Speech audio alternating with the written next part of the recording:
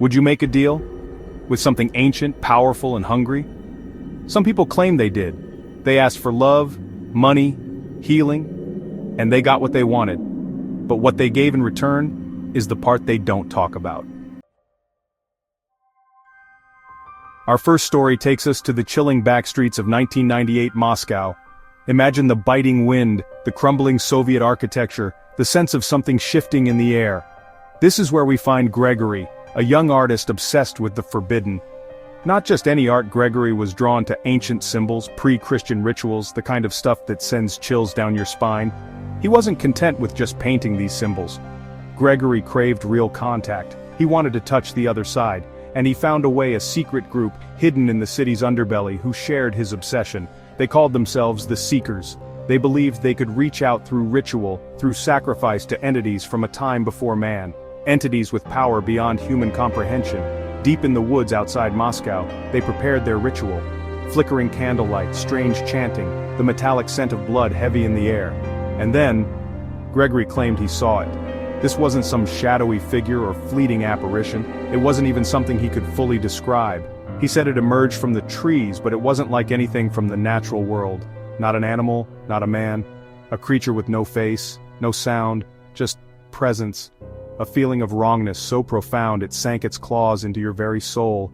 And it spoke to Gregory, not with words, but with a feeling, an understanding that flowed directly into his mind.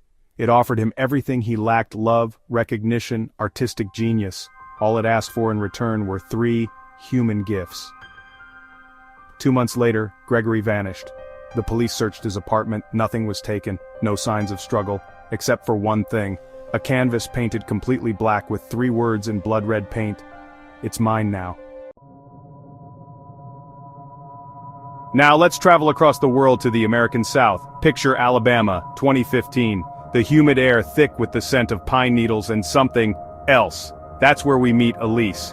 Elise was a fighter. They found the cancer late, stage 4. Desperate, she turned to the internet, seeking any glimmer of hope, and that's where she found it, or rather, it found her. Late one night, she stumbled upon a thread on Reddit, buried deep in the darkest corners of the site. People were sharing stories of a being, an entity that could grant your deepest desires, for a price. Most of the comments were dismissed as creepypasta, but something about it resonated with Elise. That night, as she lay in bed, the pain racking her body, she whispered a prayer. Not to any god she'd ever known, but to the entity from the forum. She asked for one thing: to live. That night she claimed a figure appeared at the foot of her bed. She described it as a being of light and shadow, constantly shifting, its edges blurring in and out of existence. It didn't speak, not with a voice she could hear, but she felt its presence in her mind, cold and ancient, and she understood. The deal was made. The next morning she woke up feeling different. When she went back for her next scan, the doctors were speechless. The tumors, they were gone. It was a medical miracle. But the joy was short-lived, because Elise, she wasn't the same. Her friends said she became withdrawn, distant. Her eyes, once filled with warmth, now held a chilling emptiness. They'd catch her staring into mirrors, whispering in a language no one recognized. Weeks later, they found her, dead in her apartment. No cause of death, her heart just stopped. The only clue was her journal, found clutched in her hand. Her final entry sent shivers down the spines of the police. It took the sickness, and left something else inside me.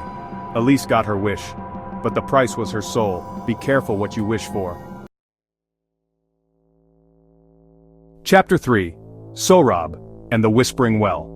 For our final story, we journey to the desolate beauty of rural Afghanistan. Imagine a small village nestled amidst rolling hills, the air thick with the scent of dust and ancient secrets.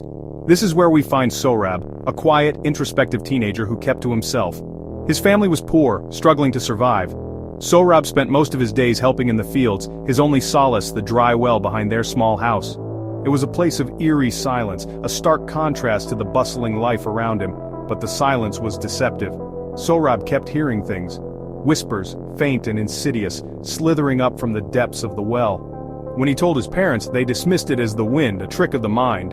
But Sohrab knew better. He could feel something ancient and hungry watching him from the darkness below. One scorching summer night, as the sun dipped below the horizon, Sohrab wandered out to the well. He couldn't explain the pull he felt, the need to be closer to the whispers. He told himself he was just curious. but deep down he knew he was being drawn in, like a moth to a flame. He never made it back inside that night. His frantic parents searched until dawn, their hearts pounding with a growing sense of dread. They found him at the edge of the well, barefoot, his body trembling slightly. His eyes were wide open, staring down into the abyss, but they weren't seeing anything, at least not anything in this world. Chapter 4: The Forbidden Audio File. And for those of you brave souls still here, I have one more tale to share. A story so strange, so unsettling that it barely even qualifies as a story. It's more like a warning whispered in the static. This one comes from the darkest corners of the internet, the parts where curiosity can lead you down a path you can never return from. It's about a man in Tokyo, a nobody, just another face in the digital crowd. Until that is, he stumbled upon a file. It was buried deep on the dark web, hidden behind layers of encrypted code and forbidden forums. The file itself was simple, an audio recording, 11 minutes long, labeled only with a string of random characters, but the whispers surrounding it, those were what chilled the blood. They said the audio contained something inhuman, a voice that could worm its way into your mind, offering you your heart's desire. But accepting that offer, well, let's just say the price was always higher than you could imagine. The man, driven by a morbid curiosity he couldn't explain, downloaded the file. He told himself it was just a story, a creepypasta to scare the newbies. But as he hit play, a shiver ran down his spine. The audio was pure static, white noise crackling and hissing in his headphones. But after a few minutes, something changed. He started to hear a voice. It wasn't a voice he could hear with his ears, not exactly. It was speaking directly inside his head, a low, guttural whisper that seemed to bypass his senses entirely. It knew his name, it knew his deepest desires, his darkest fears, and it offered him a way out, a chance to escape his meaningless life and achieve everything he ever wanted. All he had to do was click accept.